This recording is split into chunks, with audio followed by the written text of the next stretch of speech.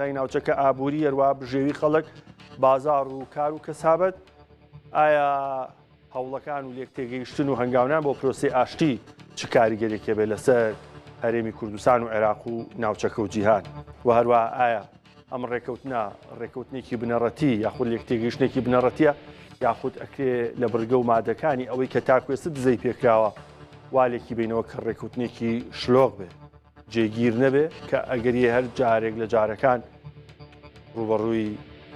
هەڵوەشانەوە بێت. ئەمڕۆ ڕووداوی جیاوازە بوو لە لوبنان و لە ئیسرائیل بۆردومانی بەیروت کرا لەلایەن ئیسرائیلەوە وەکو هۆشدارێک دۆناڵد ترەمپ ڕایگەیاندووە کە نابوو ئیسرائیل ئەو کاری کردا و ئیسرائیل مافی خۆپارێزیشێ بۆ هەڵسەنگانی بارودۆخەکە. پانۆرامای ئەم شۆ لەگەڵ هەرێک لە بەڕێزان دکتۆر زاناگوڵ مامۆستای سیاسەتی نێودەوڵەتی لە زانکۆی ستێرلینگ لە هەرێمی سکۆتلەندا لە بەریتانیا، هەروەها بینەر کوردی ماستەر لە پەیوەندیە لە کاروباری نێودەوڵەتی بە ستۆدیۆکانمان لە هەولێر بەسپاسەوە گفتوگۆی ئەم بابەتاکەین. دکتۆر زانا، سەرنجام دوای 106 ڕۆژ لە ئاڵۆزیەکانی ڕۆژهەڵاتی ناوەڕاست هەوڵەکان بۆ لێکتێگەیشتن و ڕێککەوتن هەیە. دۆناڵد ترەمپ باسی چەند ساعتی ئاینداکە. پێشبینیەکان وا ئەبن پێ دوایە ئەم دوو وڵاتە دوای ناکۆکیێکی زیاتر لە 40 ساڵ بتوانن ڕێکەوتنێک ئەنجام بن؟ زۆر سپاس کاکە جان، زۆر بۆ ئەم دەرفەتە. کاک دکتۆر جان، وەکو جەنابتان ئەزانن ئەمە اتفاقیەتێکی ڕسمی نییە، ئەمە وەکو وەرەقەی تێگەشتنە لە یەکتری. ئەو وەرەقە تێگەشتنە بۆ وەکو جەنابتان ئەزانن بۆ 2 مانگە 60 ڕۆژ ئامادەکاری ئەکات بۆ گفتوگۆکردن لەسەر بەندە مۆزوعە بابەتە گرنگەکان کە یەکێک لەوانەیە فایلی نەوەویە کە ئەم وەرەقەی تەفاهمە کە ئەگەر ڕێکەون ئەم تەوقیعی ئەم وەرەقەی تێگەشتن وەکو پابندێکی تێگەشتن، ئەمە اتفاقێکی ڕسمی نییە و هەنێکی تێگەشتنە بۆ ئامادەکردن بۆ بۆ مفاوەزات، یعنی ئەمە ئامادەکاری ئەکات بۆ مفاوەزاتێکی دوورودرێژ. زۆر کەس کە لەسەر ئەخباری نێودەوڵەتی و ئەعلامی نێودەوڵەتی لە ئەوروپا و لە ئەمریکاوانە باسەکردن کە وەکو جەنابتان ئەزانن دۆناڵد ترامپ ئەیوێ لەم 2-3 ساعاتەدا هاتووە اتفاقەکە تەوقیعکە، بەڵام لە عینە کاتیشدا لە مەسئولە هەرە گەورەکانی ئێران تەناقوزێکە لە بڕیارەکانیاندا و لە قسەکانیاندا لەبەر ئەوەی ئیسرائیل هەڕەشێکی توندی کردووە، قەسفێکی توندی کردووە لە جنوبی بەیروت، عەزیەتێکی زۆری داوە، خەڵک زۆر کوژراوە لەوێ. ئێرانیش ئەڵێ ئەبێ شەڕەکە لە هەموو جەبهەکانە بوەستە لە لوبنانیشەوە لە بەیروت. ئەوەش کە شتێکی قورسە وەکو جەنابتان ئەزانن دۆناڵد ترامپ پێش تۆزێک تەلەفۆنی کرد لەگەڵ نەتەنیاهو، قسەی لەگەڵا کرد، لە قسەکەشی زۆر تند بوو، زۆر تند بوو بەرامبەر نەتەنیاهو بە شێوەیەکی بە قسەیەکی ناشرینیش پێوت. من ناتوانم لەسەر تەلەڤیزیۆن بڵێم، بەڵام لە ئەمریکیەکان باسییان کرد کە لە ئەخبار بە قسەیەکی ناشرینی پێدوتی ئەوە چیەکەی ئەبێ بۆستی ئێمە خەریکە تەوقیع اتفاقیەتەکەین، تۆ نابێ بەردەوام لەم شەڕە. بەڵام ئیسرائیل ناوێ ئەو اتفاقیە ئەو نە اتفاقیە ئەو وەرەقەی تەفاهمە تەوقیع بکرێت. لەبەرەوەش قەسفی بەیروتی کرد، ئەیتوانی قەسفی جنوبی لوبنان بکە، بەڵام جنوبی لوبنانی نەکرد، چۆ قەسفی بەیروتی کرد بۆ ئەوەی ئێران ڕەتفعلی هەبێت و ئێرانیش ئەعلانی کرد وتی ئێمە ناوەستین هەر ڕەتفعلمانە بێت، هەر لەوانەیە وتی لەم چەند ساعاتەدا هاتووە لەوانەیە قەسفی ئیسرائیل بکەین، لەوانەیە بیکەن و لەوانەیە نەیکەن، نازانی چۆن مەزعکەوە. ترامپ پێش 3-4 دقەش باسی کرد وتی هیوام ئەوەیە ئێران ڕەتفعلی نەبێت بەرامبەر قەسفەکانی ئیسرائیل لە لوبنان لە بەیروت، یعنی خۆی وەکو بڵێن ئەو تەرەجا ئەکات، یعنی هیوای ئەوەیە ئێران قەسفی بەیروت نەکات. وەکو جەنابتان ئەزانن اتفاقیەتەکە نابێت هەر لەگەڵ ئێران و ئەمریکا بکرێت، ئەبێ ئیسرائیلیش بەشێک بێ لە اتفاقیەتەکە بە شێوەیەکی ناڕاستەوخۆ، هیچ نەبێ بە شێوەیەکی ناڕاستەوخۆ. لەبەرەوە ئیسرائیل ناوێ ئەم شەڕ بوەستێ، وەکو نەتەنیاهوش ئەمە کاریگەری لەسەر سیاسەتی ناوخۆی ئیسرائیلەکات بە تایبەتی دکتۆر زانا، پێ دوایە ئیسرائیل بە تەواوەتی بچێتە ژێر ڕکێف و قسەکانی دۆناڵد ترامپ یاخود گوێڕایاڵێکی باشی دۆناڵد ترامپ لە کاتێکا هەست بەواکەن کە ئەوان لەم ڕێکەوتنە سوودمەندنی تەنانەت ئۆپۆزیسیۆنی ئیسرائیلیش لایریاپیت ئەویش ئاماژەی بۆ کردووە کەم ڕێکەوتنە لە بەرژەوەندی ئیسرائیل نییە. ڕاستە وای زۆر ڕاستە ئیسرائیل بە تایبەتی دەتەنیا وەکو جەناب تەنازانون زۆر جارش باستان لەوە کردووە ئەگەر شەڕەکە بۆستێ منسەبی نەتەناهی وەکو کەسێکی سەرەکی لە ئیسرائیلە لە کێشەیە ئەبێت لەوانەیە بدرێ بە حاکەمە لەبەر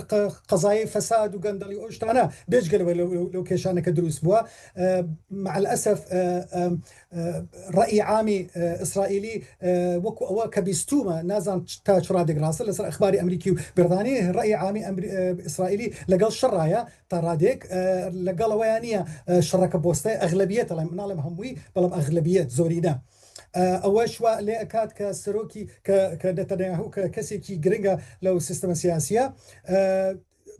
لە شەڕەکە نەوەستێنێت لەبەرەوە کاریگەری لەسەر مەنسەبەکەی خۆی کات کە وەکو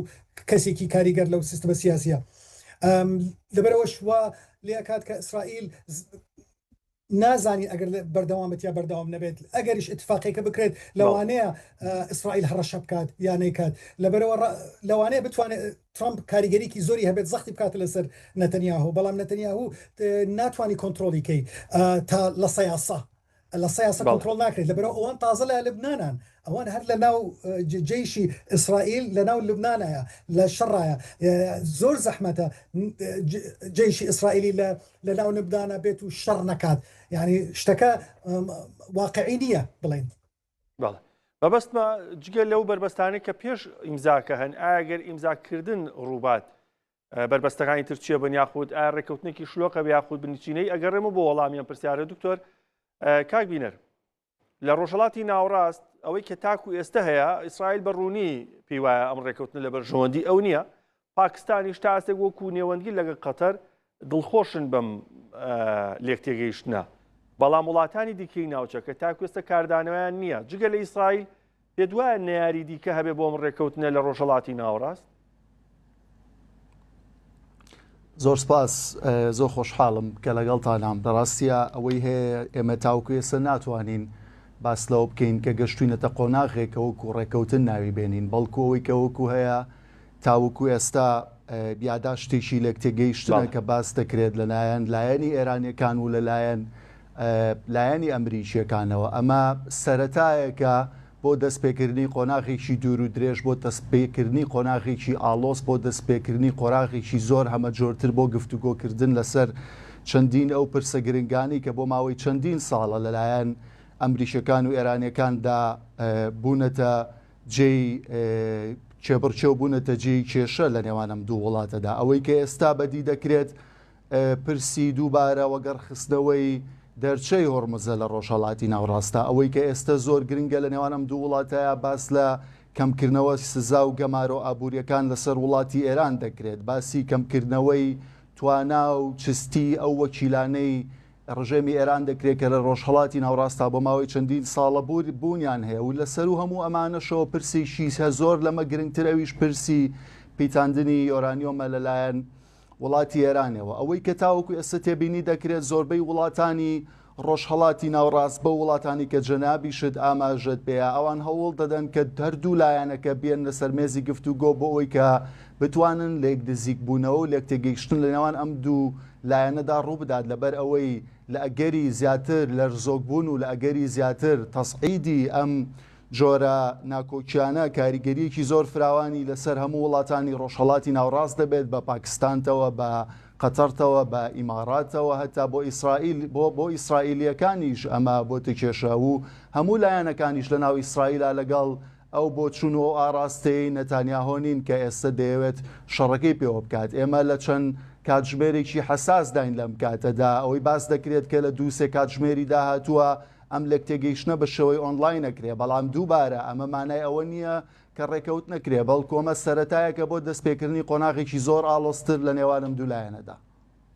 باشە سەبار بە وڵاتانی ناوچەکە کە پێشتر مملانەیەکیان هەبووە لەگەڵ ئێران چ تورکیا بێ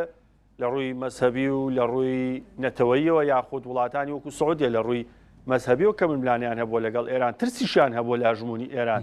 ئەمان لەم بارودۆخەیە ئایا ترسیان لەم جۆرە لێکتێگەیشتنە هەیە بگاتە کەناری ئارامی ئێرانێکی بەهێز جارێکتر دروست بێتەوە؟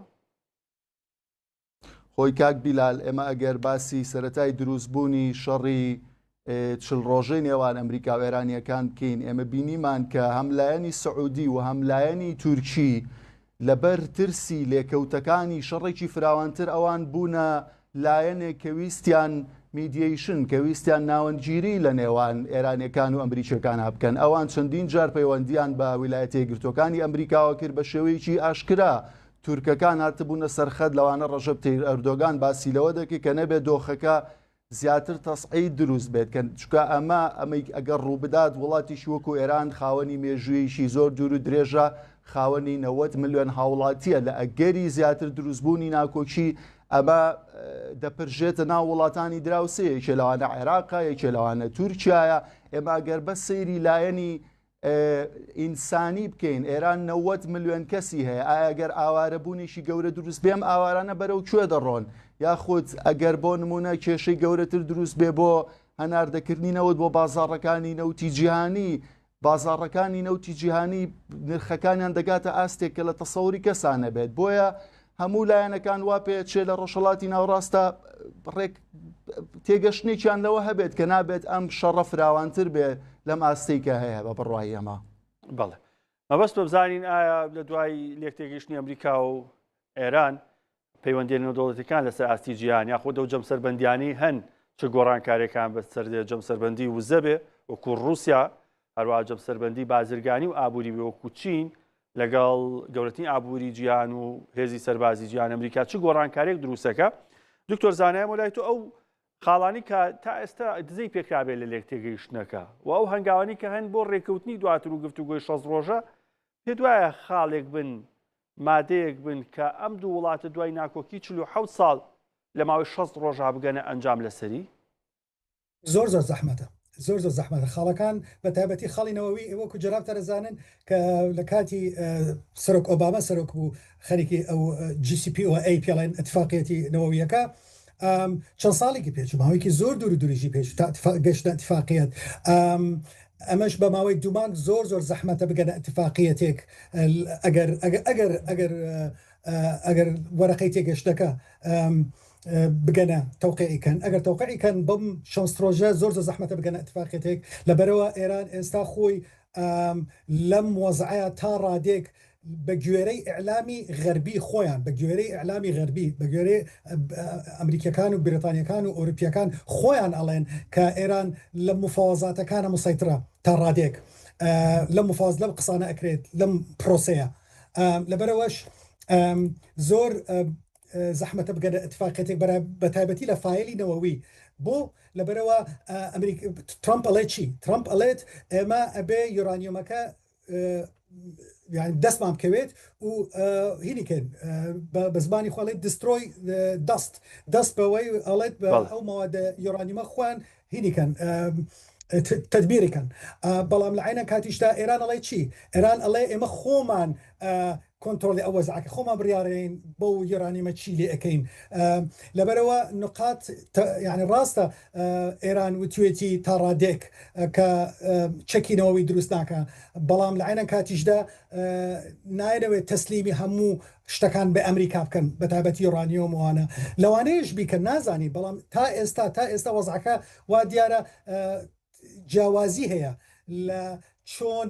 چارەسەرکردنی ئەم کێشەیە کێشەی فایلی نەوەیەکە بەڵام کێشەی تر هەیە مەسەن بڵێن کێشەی ئەوەی مڵی قرمز هەیە ئەوە خەریکە حەلیەکان ئەوە کێشەکە ڕاستە بیر بۆ چوونی جیاواز هەیە چۆن مۆزیقی هەرموز بەڕێوە بدرێت ئێران ئەڵێ ئەمە سیادەتمان هەیە لەگەڵ عمانە سیادەتی مەزی قرمزمان هەیە بەڵام ئەمریکا ئەڵێ ئەوە ئاوی نیدەوڵەتیە مۆزیقی نیدەوڵەتیە ئەبێ هەموو وڵاتان بە شێوەیەکی بە ئاسانکاری بڕۆن و بچن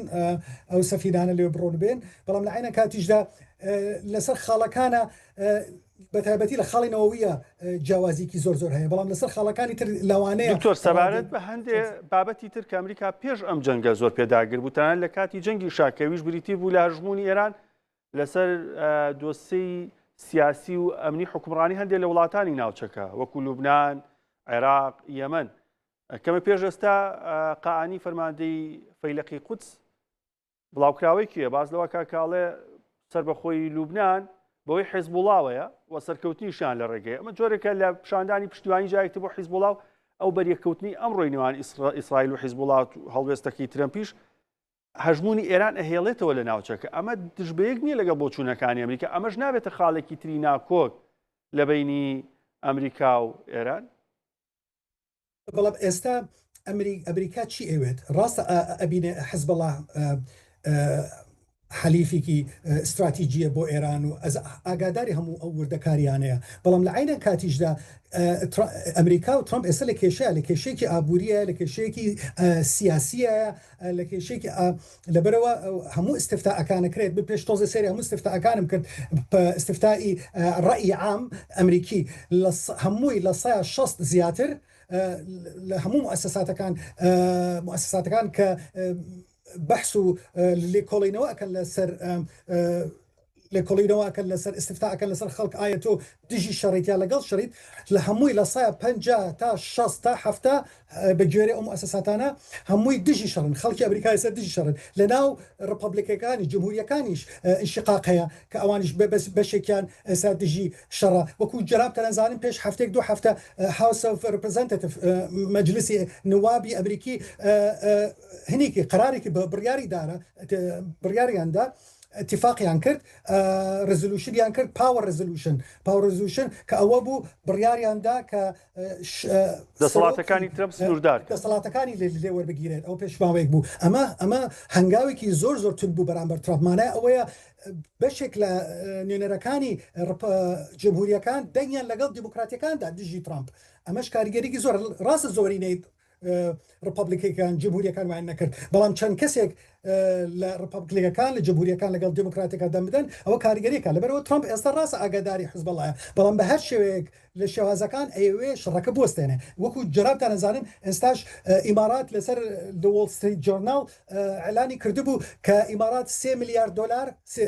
دلار دایەتی بە ئێران و لەوانەیە 10 میلیارد دلاری تری باتێ بۆ ئەوەی ئێران قەسفی ئیمارات نەکا. وەکو جەرابتان نەزانن پێش ماوەیەک قەسف کرا کوێت و بەحرین، بەڵام ئیمارات قەسف نەکرا. ئێستاش وەکو جەراب تەنەزانن نوێنەرایەتی قەتەر لە ئێرانە هەیە. بۆ لە ئێرانە ڕاستە ئەیانەوە اتفاقیەتەکەش ڕێک بخەن، ینی ئاسانکاری بکەن بۆ اتفاقیەتەکە، بەڵام لە عینە کاتیشدا ئەیانەوێ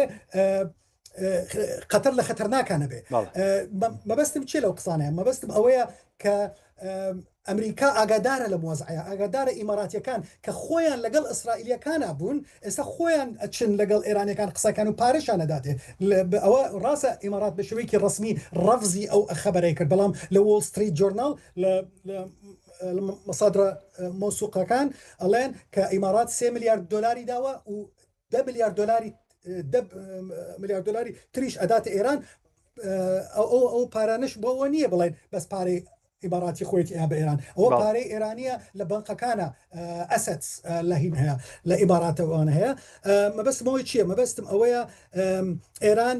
ئێستا لە موقعی قووایە، ئەمریکاش ئەزانێت ئێستا دووەلی خەلیج تەحملی ئەو وەزع ناکەن، وڵاتانی کەندا و ئەم وەزع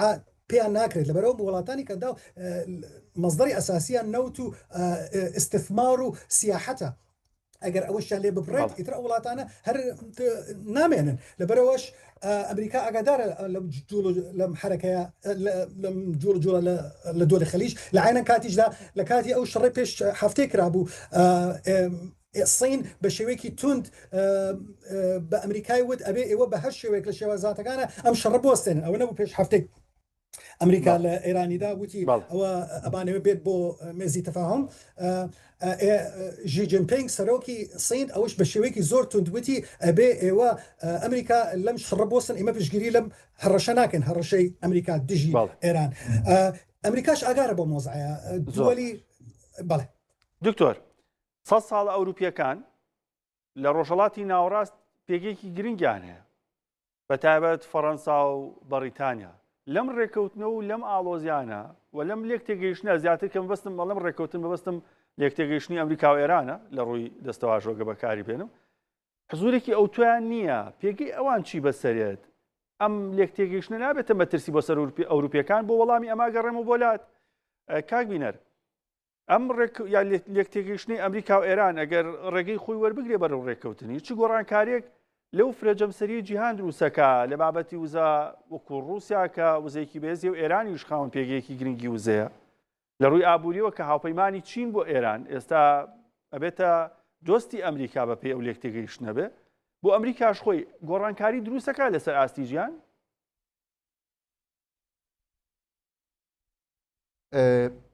نزیک بوونەوەیەک و نزیکیەکی زۆر گرنگ و هەمەلایەن لە نێوان ئێرانیەکان و چینیەکان و لە نێوان ئێرانیەکان و ڕووسەکان هەیە. ئەم پەیوەندیانە ئیلاقی بە پەیوەندی ئابووریەوەیە، ئیلاقی بە پەیوەندی سیاسیەوەیە، ئیلاقی بە پەیوەندیشی تونند و تۆڵی ئەمنی و سەربازیەوە هەیە، هەتا لایەنی کللتوری و فەرهەنگی و لایەنی ئەکادمیشەوە.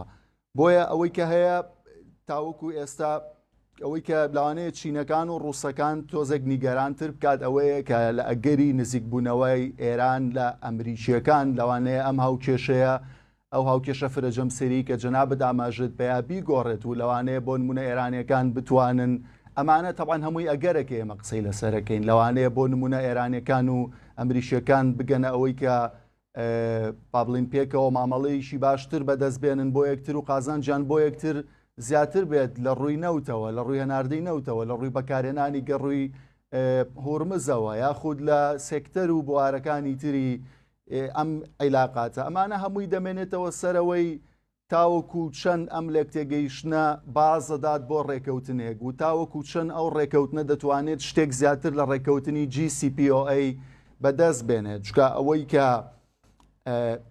لە نێوان ئەدمینستریشنەکان لە نێوان ئیدارەکانی پێشووی ئەمریکا کە ئەو کاتە سەرۆک ئۆباما سەرۆکی ئەمریکا بۆ ڕێکەوتنی GCPOA لەگەڵ ئێرانیەکاندا واژۆ کرد، دۆناڵد ترامپ ئێستا بە شێوەیەکی فراوان و بە شێوەیەکی تۆند هێرش دەکاتە سەر ئەو ڕێکەوتنە. بەڵام ئەوەی کە تاوەکو ئێستا دیارە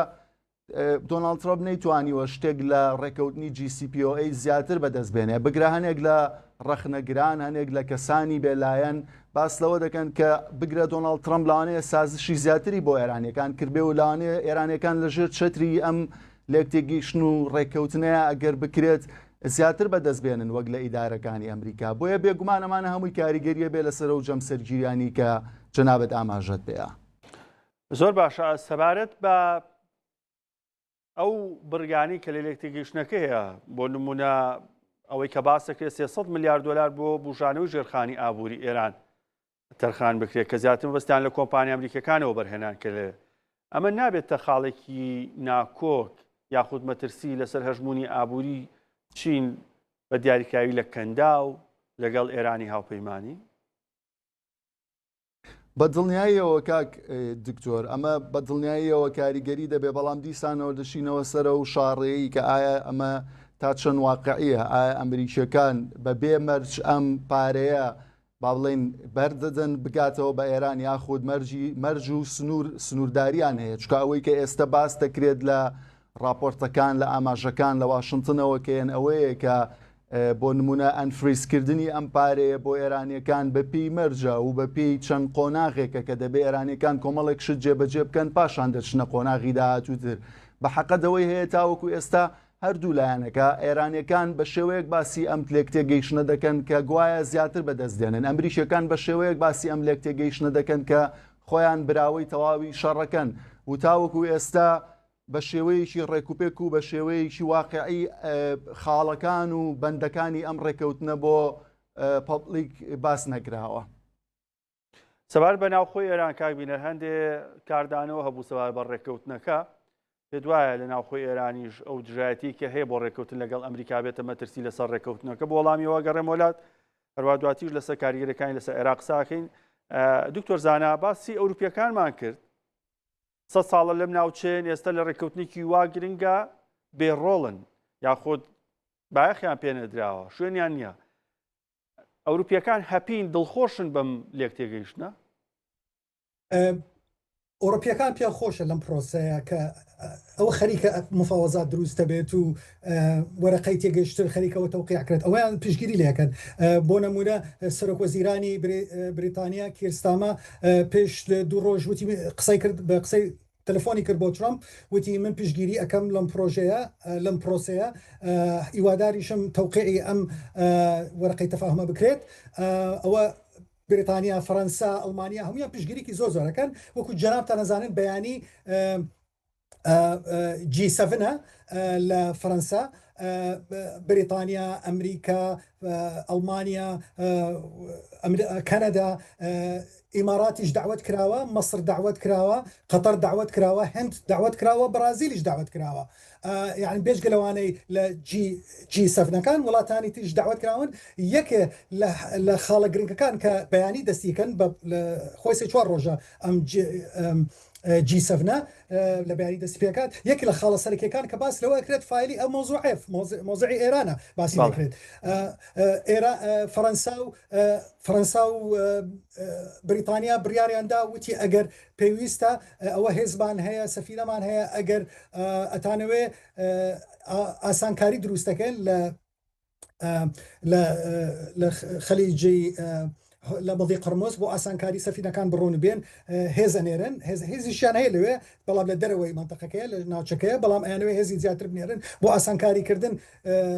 بۆ ئیشی ئەمنی بڵێن، بۆ ئاسانکاریکردنی سەفینەکان بڕۆن و بێن دەرەوە. مەبەستم لەوەیە بەیانی لە جی 7 ئەوروپیەکان ئەیانەوێ ڕۆڵیان هەبێت، بەڵام لە عینە کاتیشدا ڕاستە ئەوروپیەکان ڕۆڵیان زۆر کەس بووە، زۆر لاوازە. ئێستا پاکستان ڕۆڵی زیاتری هەیە، تورکیا زیاتر ڕۆڵی هەیە لەم وەزعەیە، لەم کێشەیە. ئەوروپا ئەو ڕۆڵە گەورەی نەماوە وەکو جاران کە هەی بوو. ئەوەش بۆ ڕۆڵەکەی وانەماوە لەبەر ئەوەی نایانەوێ وەزعەکان یەکجاری تێک بێت لەگەڵ ئەمریکا، بەڵام خۆی وەزعی سیاسیەکان تێک چووەتە ڕادێک، بەڵام توش هاتوون لەگەڵ ئەمریکاوە. یعنی وەکو چەند جارێکی پێش باسمەوە وەزع کردووە کە کێشەیەکی سیاسی زۆر هەیە لە نێوان سەرۆکانی ئەوروپیەکان، بۆ نمونە فەرەنسا و ئەڵمانیا و بریتانیا لەگەڵ دۆناڵد ترامپە. لە عینە کاتیشدا هێزوشتیانیش زۆر نییە، وەکو هێزی ئەو هێزانە هەیە ئەیانەوێ بمێنێ لە ناوچەکە، لەبەرەوە لە رووسیا ئەترسن، ئەیانەوێ پشگیری ئەو پشگیریکردن لە ئوکرانیاکە بەردەوام بێت کە لە ڕووی چەک و تەقەمانیەوە نایەنەوێ هەموو هێزەکان چۆڵ بکرێت لە ناوچەکەی ئۆروپیا ببوونەی وەزعی ئەم شەڕی ئوکرانیا و رووسیاەوە. لەبەرەوە ئەو وەزعی هۆکار زۆر هەیە وای لێ ئەکات بۆ ڕۆڵی ئەوروپا لاوازە و دیار نییە. لە عینە کاتیشدا ئەمریکاش خۆشی ڕۆڵی سەرەکی نادات بە ئەوروپیەکان. خۆی ئەمریکا نایەوێ ئەوروپیەکان ڕۆڵی سەرەکیان هەبێت. ئەم شەڕە دەستی پێکردووە بە هیچ کەسێکی نەوتووە، نە بە ئەوروپیەکانی وتووە، بە هیچ حەلیفەکانی نەوتووە. لەبەرەوە ئەوروپیەکانیش خۆیان دڵگرانن و بە ئاشکراش وتویانە. دکتۆر ئەما بێتە هۆی دووبارە داڕشتنەوەی نەخشەی هەژبوونی وڵاتانی زلهێز لە ڕۆژهەڵاتی ناوەڕاست بۆ نەوەی کە لە دوای جەنگی جیهانی یەکەم فەڕەنسا خۆی بە خاوەنی سووریا و لوبناان و ئێران نەزانی و بەریتانیاش خۆی بە خاوەنی عێراقەزانی، ئەم نەخشەیە جایەتی گۆڕانکاری بەسەرابە؟ سای کەسبیکۆ بە شێوازی لە شێوازەکان بگۆڕە؟ خۆی گۆڕانکاری بەسەر هاتووە. ئەمە گۆڕانکاریەکە ئێستانیە، گۆڕانکاریەکە لە دوای شەڕ 2023 بەسەری هاتووە. لە دوای 2023 بڵێن لە دوای شەڕی 2023 وڵاتانی ئەوروپا بە تایبەتی بریتانیا بە شێوەیەکی سەرەکی، لەبەرەوە فەرەنسا و ئەڵمانیا دژی شەڕی عێراق بوون لە 2023 بە شێوەیەکی ڕسمی، بریتانیا لەگەڵ ئەمریکا بوو و چەند وڵاتێکی تر لە ئەوروپا لە پەرلەمانی بریتانیا و لە ئەعلامی بریتانیشە هەمیشە وا داکۆکی ئەکەن ئەیانەوێ ئەڵێن ئێمە نامانەوەی ئەو هەڵەیە کردوبانە خوان واڵێن بریتانیەکان بڵێن سەرۆکی وەزیرانە ئەندامانی پەرلەمانە ئەڵێ ئێمە نانەوێ ئەو هەڵەمان کرد لە 2023 دووبارەیەکەینەوە، نامانەوێ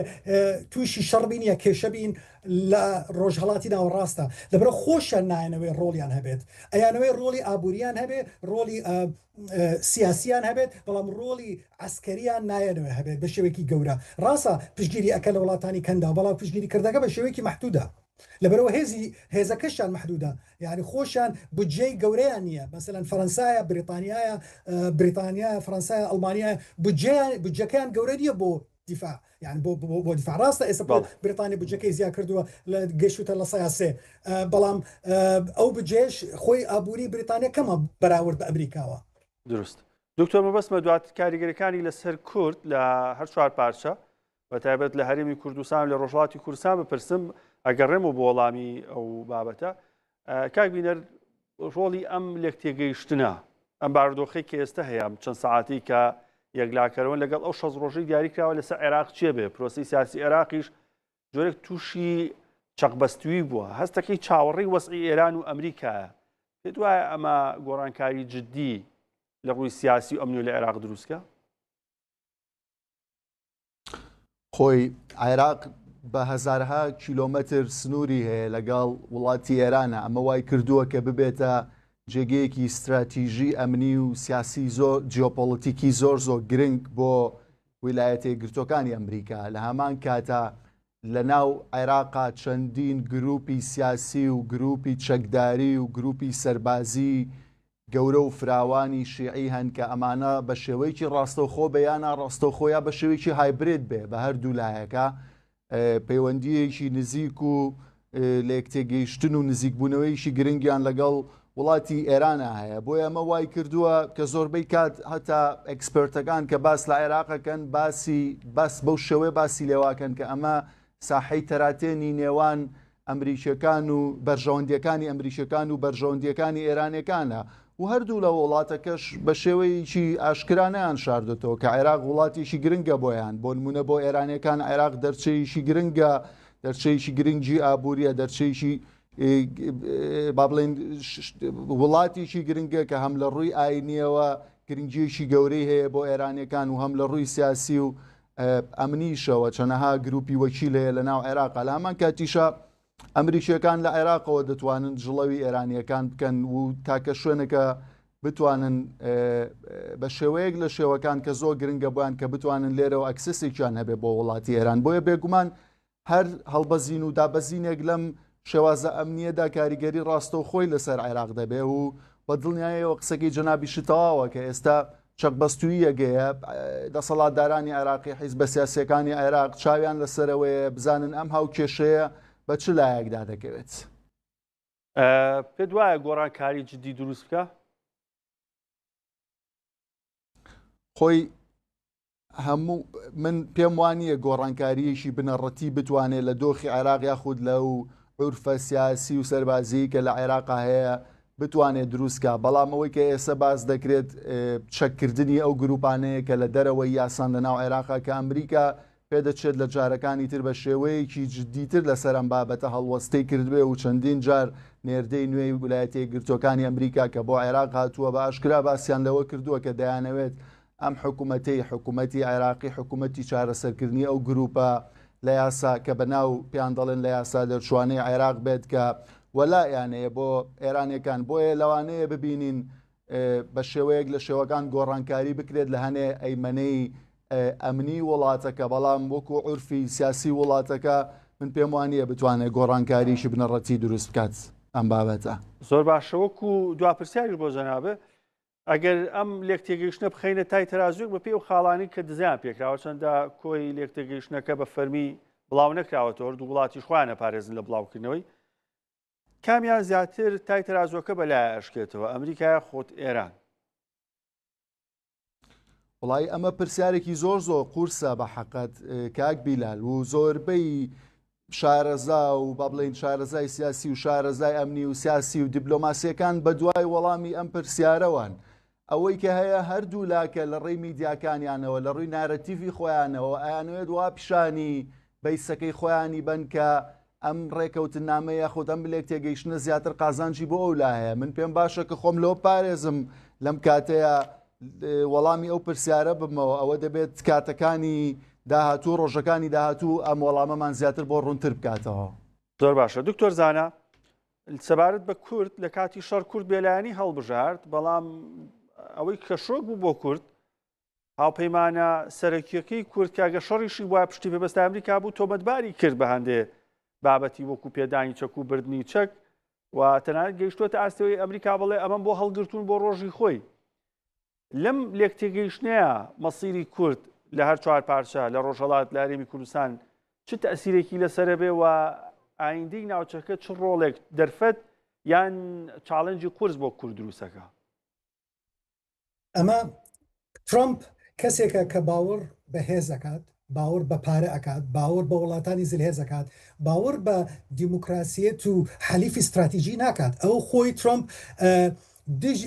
قسەی علااقاتێکی باشی نیە لەگەڵ بریتانیەکانە لەگەڵ ئۆروپیەکانە لەگەڵ تایوانیشە چەند جارێک کە تایوان کە وڵاتێکە هەمیشە پشگیری بە ئەمریکاوە کردووە سین ئەوێ ببێتە بەشێک لە خۆی تەنهاش بە تایوانیش وتی ئێمە پشگیری لە تایوان ناکەن ئەگەر سین تایوان بێت ئەگەر سین احتیلالی تایوان کات ئێمە لەوانەیە شەڕ نەکەین لەبەرەوە تایوان زۆر دوورە لە ئێمە ئەمە استراتیژیەکەی گۆڕاوە لەبەرەوە ئەمریکا ئەوە بۆ مۆزوعی تایوانی هێنم لەبەرەوە تایوان هەمیشە لە دوای شەڕی جیهانی دووەمەوە ئەمریکا بە شێوەیەکی بەردەوام پشگیری لە تایوان کردووە و نێهێشتووە سین احتیلالیکە ئێمەش کە باسی کوردەکەین کورد ڕاستە حەلیفی بریتانیا بووە شەڕی کردووە لەگەڵ ئەمریکا ئەڵێم حەلیفی ئەمریکا بووە بریتانیا ئەوروپیەکان و حەلیفی ئەمریکا بە شێوەیەکی استراتیژی بووە بەڵام لە عینە کاتیشدا ترامپ باوەڕی بە حەلیفی بە ئایدۆلۆژیەت نییە باوەڕی بە پارەیە بە باوەڕی بە هێزە باوەڕی بە ئەگەر بۆ نمونە ئەگەر کورد پارەی زۆری بواە زۆر وەرە کورد تا بڵین پارەیان زۆرە ئەگەر پارێک ئەگەر وڵاتێک سەر بەخۆی بواە و پارێشیان بداتە ترامپیا استثمار ڕێگەی استثماریان بۆ ترامپ بدایە لەوانەیە پشگیری لە کوردی بکردایە تا ڕادێک لەبەرەوە کورد وڵاتێکی سەربەخۆ نیە ئەوەش زۆر کەسەڵێن زانستی ڕامیاری ئەڵێن ترامپ لە ڕیالیزمایە ڕیالیزم یعنی بیرروبۆچینە ڕیالیزمە اینجا ڕیالیزم ئەڵێ چی لە زانستی ڕامیاری ئەڵێ ئەو وڵاتانن کە سربەخۆن یعنی هی سیادیان هەیە ئەوانە کاریگەریە گەوریان هەبێت لە علاقاتی نەودەوڵەتیە ئەوەش وا ئەکات کە ئێمە لە ترامپ تێبگەین کە ئەو بڕوای بەس بۆ وڵاتانە هەیە کە وڵاتانی سیادیان هەبێت سربەخۆ بن ئەو وڵاتانە ئەتوانێت تعاملاتیان ڕێز لە وڵاتانە بگرێت بەڵام لە عینە کاتیشدا خۆی ترامپ ڕێز لە وڵاتە حەلیفەکانی ناگرێت چۆن ڕێز لە ئێمە بگرێت یا بیر لە ئێمە بکاتەوە لەبەرەوە ترامپ حەلیفی نییە ئەو بریتانیەکان هەموو بریتانیەکان من لەگەڵ هەمویانم قسە کردووە کە ئەوانش کە بەسەڵەن بڵێن پرۆفیسۆرن یا ئەوانش چەند کەسێکن بڵێن پێشوو لە سیاسەتا بوون هەمویان ئەڵێ ئێمە وا ئەبینین ترامپ خیانەت لە ئێمە ئەکا لەبەرەوە علاقاتی زۆر نزیکی هەیە لەگەڵ پۆتینە لەگەڵ پۆتین لەبەرەوە بریتانیەکان بۆ نمونە رووسیا و پۆتین بە خەتەرناکەزانن لە ڕووی ئەمنیەوە خەتەرناکەزانن کە بەڵام لە عینە کاتیشدا ترامپ علاقاتی زۆر باش لەگەڵ پۆتینە لەسەر ئاستی شخصی ئەڵێ بەسەر ئاستی شخصی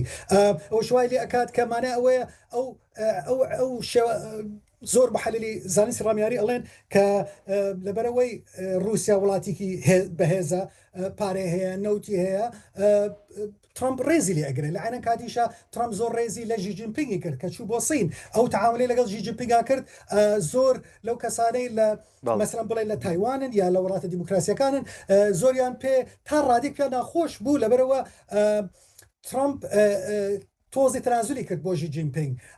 سەرۆکی سین لەسەر بابەتی بەسەلەن داکۆکی لەسەر تایوانی نەکرد پشگیری لە تایوانی نەکرد کە چوو بۆ ئەوێ لە عینە کاتیش باس لەوە کرد کە ترامپ حەلیفی نییە باوەڕی بەس بەهێز و پارەی هەیە دکتۆر زاناگوڵ مامۆستای سیاسەتی نێودەوڵەتی لە زانکۆی ستێرلینگ بەشانێکی زۆر باشیانە لەسەر ئەو بارودۆخێستە لە ڕۆژهەڵاتی ناوەڕاستە هەروە بەڕێز بینەر کوردی ماستەر لە کاروباری نێودەوڵەتی ئەوەش بەها چێژم لە گفتووەکەمان بینی شۆڤێکی زۆر باشتان بۆ کردین لەسەر ئەو گۆڕانکاریانی لە ناوچەکە ڕووە بینەرانی کورسان نیوز تاکو و پانۆرامایەکتر بەشە.